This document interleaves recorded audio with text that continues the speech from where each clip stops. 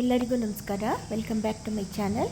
ಇವತ್ತು ಪೇಣಿಯಿಂದ ಒಂದು ಬರ್ಫಿ ಮಾಡ್ಕೊಳ್ತಾ ಇದ್ದೀನಿ. ಇದು ಹಬ್ಬಕ್ಕೆ ತೊಗೊಂಡು ಬಂದಿತ್ತು ಪೇಣಿನ. ಇನ್ನೂ ಸ್ವಲ್ಪ ಉಳಿದಿತ್ತು, ಅದಕ್ಕೆ ಇದರಲ್ಲಿ ಏನಾದ್ರು ಬೇರೆ ಮಾಡೋಣ ಅಂತ ಹೇಳಿಬಿಟ್ಟು ಈ ಥರ ಮಾಡ್ಕೊಳ್ತಾ ಇದ್ದೀನಿ, ಬರ್ಫಿ ಮಾಡ್ಕೊಳ್ತಾ ಇದ್ದೀನಿ.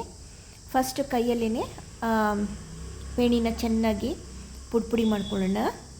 ಇದಕ್ಕೊಂದು 4 ಸ್ಪೂನ್ ಸಕ್ಕರೆನ ನಾನು ಮಿಕ್ಸರ್ಗೆ ಹಾಕಿ ಪುಡಿ ಮಾಡಿ ಇಟ್ಕೊಂಡಿದ್ದೀನಿ, ಪೌಡ್ರ್ ಮಾಡ್ಕೊಂಡು ಬಂದಿದ್ದೀನಿ. ಅದನ್ನು ಇದಕ್ಕೆ ಹಾಕ್ಬಿಟ್ಟು ಚೆನ್ನಾಗಿ ಕಲಿಸ್ಕೊಳ್ಳೋಣ.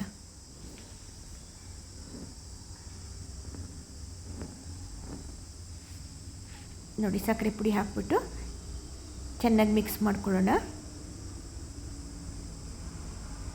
ಇದಕ್ಕೆ ತುಪ್ಪ ಬೇರೆ ಏನೂ ಹಾಕೋದು ಬೇಕಿಲ್ಲ, ಯಾಕೆಂದರೆ ಇದರಲ್ಲೇ ತುಂಬ ಜಿಡ್ಡಿರುತ್ತೆ. ಅದೇ ಇವಾಗ ಸಕ್ಕರೆನೆಲ್ಲ ಹೇಳ್ಕೊಳ್ಳುತ್ತೆ. 2 ನಿಮಿಷ ಬಿಟ್ಟು ನೋಡೋಷ್ಟೊಳಗೆ ಪೂರ್ತಿ ಡ್ರೈ ಆಗೋಗಿರುತ್ತದು.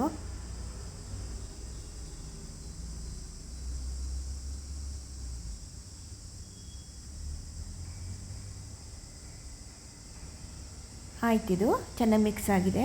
ನೆಕ್ಸ್ಟ್ ಒಂದು ಪಾತ್ರೆಯಲ್ಲಿ 1/4 ಲೋಟ ಹಾಲು ಹಾಕ್ಕೊಳ್ಳೋಣ. ಅದರಲ್ಲೇ ಒಂದು ಸ್ವಲ್ಪ ನಾನು ಕಾರ್ನ್ಫ್ಲೋರ್ ಕಲಸೋಕ್ಕೋಸ್ಕರ ಮಿಗಿಸ್ಕೊಂಡಿದ್ದೀನಿ ಹಾಲನ್ನ, ಕಾಯಿ ಸಾರಿಸಿರೋ ಹಾಲದು. ಈಗ ಇದಕ್ಕೆ 1 ಸ್ಪೂನ್ ಮಿಲ್ಕ್ ಮೇಡು, 1 ಸ್ಪೂನ್ ಬಾದಾಮ್ ಪೌಡ್ರು,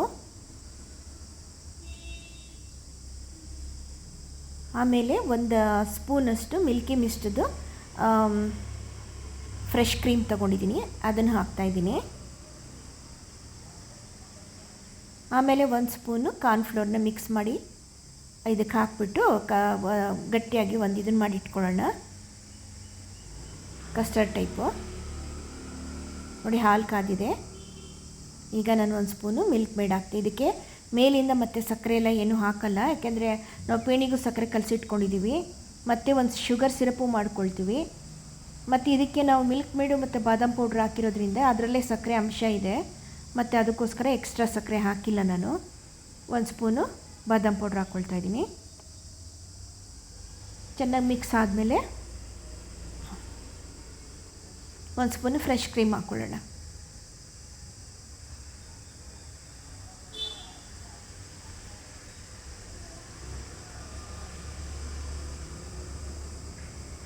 ಸುಮ್ಮನೆ ಟೇಸ್ಟ್ಗೋಸ್ಕರ ಇದನ್ನೆಲ್ಲ ಮಿಕ್ಸ್ ಮಾಡ್ತಾ ಇರೋದು.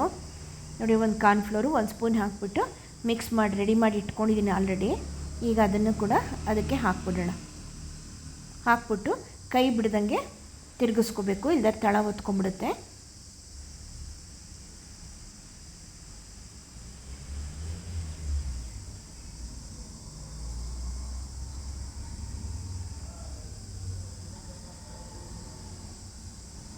ಸ್ವಲ್ಪ ಇದು ಗಟ್ಟಿಯಾಗೇ ಇರಬೇಕು, ಇಲ್ಲ ಅಂತಂದರೆ ನಾವು ಆ ಪೇಣಿ ಮೇಲೆ ಹರಡಿದ ತಕ್ಷಣ ಪೇಣಿಗೆಲ್ಲ ಒಂಥರ ಇದನ್ನು ಮಾಯಿಸ್ಟ್ ಹೀರ್ಕೊಂಡು ಸಾಗಿ ಸಾಗಿ ಆಗಿಬಿಡುತ್ತೆ.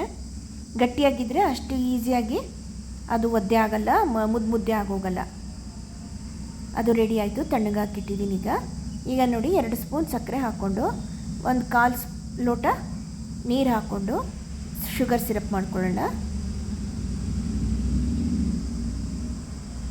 ಇದು ಪಾಕ ಎಲ್ಲ ಏನೂ ಬರ್ಸೋದಿಲ್ಲ, ಬರೀ ಸುಮ್ಮನೆ ಸಿರಪ್ ಮಾಡ್ಕೊಳ್ತಾ ಇರೋದು.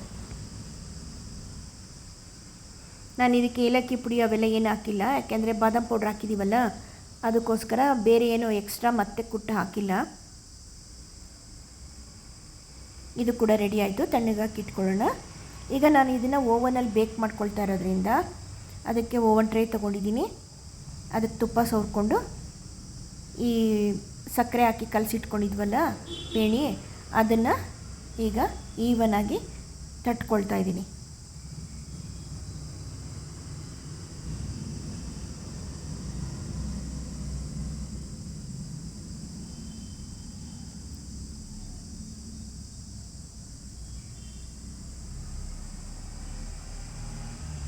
ಈಗ ನೆಕ್ಸ್ಟ್ ಇದಕ್ಕೆ ನಾವು ಮಾಡಿಟ್ಕೊಂಡಿದ್ವಲ್ಲ ಹಾಲಲ್ಲಿ, ಅದನ್ನು ಇವಾಗ ಹಾಕ್ಕೊಳ್ಳೋಣ.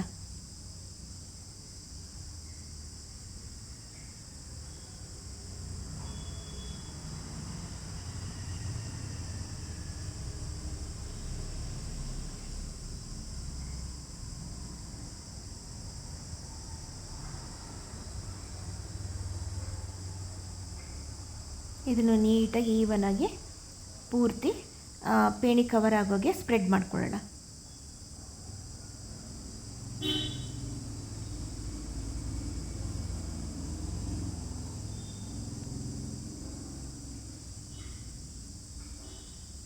ಆಯ್ತಿದು. ಈಗ ನೆಕ್ಸ್ಟು ಉಳಿದಿದ್ದು ಅರ್ಧ ಪೇಣಿ ಉಳಿಸ್ಕೊಂಡಿದ್ವಲ್ಲ ಅದಷ್ಟನ್ನು ಇದ್ರ ಮೇಲೆ ಕ್ಲೀನಾಗಿ ಹರಡ್ಕೊಂಬಿಡೋಣ.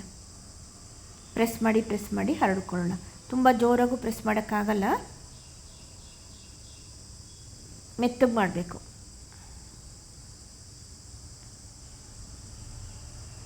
ಅದು ಆಯಿತು. ಈಗ ನೋಡಿ ಸಿರಪ್ ಮಾಡ್ಕೊಂಡಿದ್ವಲ್ಲ ಅದನ್ನು ಇವಾಗ ಒಂದು ಮೇಲ್ಗಡೆ ಸ್ವಲ್ಪ ನಾನು ಸ್ಪ್ರಿಂಕಲ್ ಮಾಡ್ತೀನಿ. ನೆಕ್ಸ್ಟು ಇದನ್ನು ಒರಳಿಸಿ ಮತ್ತೆ ಬೇಕ್ ಮಾಡ್ಕೊಳ್ತೀನಿ. ಈಗ ಫಸ್ಟ್ ಈಗ ಬೇಕ್ ಮಾಡೋಕ್ಕೆ ಇಡ್ತೀನಿ.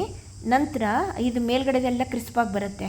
ಮತ್ತೆ ಟರ್ನ್ ಮಾಡಿ ಮತ್ತೆ ಬೇಕ್ ಮಾಡ್ಕೊಳ್ಳುವಾಗ ಅದ್ರ ಮೇಲ್ಗಡೆ ಮತ್ತೆ ಇನ್ನೊಂದು 4 ಸ್ಪೂನು ಶುಗರ್ ಸಿರಪ್ ಹಾಕ್ತೀನಿ.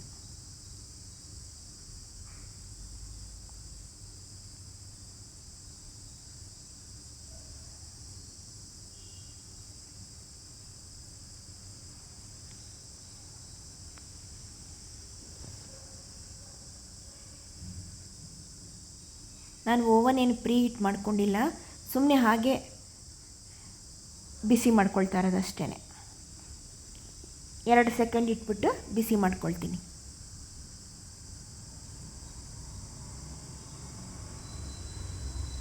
ಎರಡು ನಿಮಿಷ ಇಟ್ಬಿಟ್ಟು ಬಿಸಿ ಮಾಡ್ಕೊಳ್ತೀನಿ.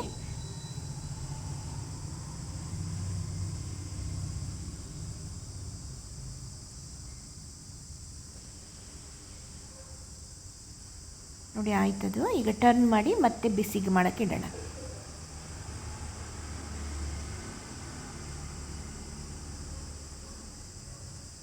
ರೆಡಿ ಆಯ್ತಿದು. ನೋಡಿ ಹೇಗೆ ಕಾಣಿಸ್ತಾ ಇದೆ ಅಂತ. ಕೆಳಗೂ ಅದೇ ಥರ ಬಂದಿರುತ್ತೆ. ಬಿಸಿ ಇದ್ದಾಗಲೇ ಕಟ್ ಮಾಡಬೇಕು. ಕುರುಮ್ ಅಂತ ಆಗಿತ್ತು. ಚೆನ್ನಾಗಾಗಿತ್ತು, ತುಂಬ ಚೆನ್ನಾಗಾಗಿತ್ತು. ಓಕೆನಾ? Thank you.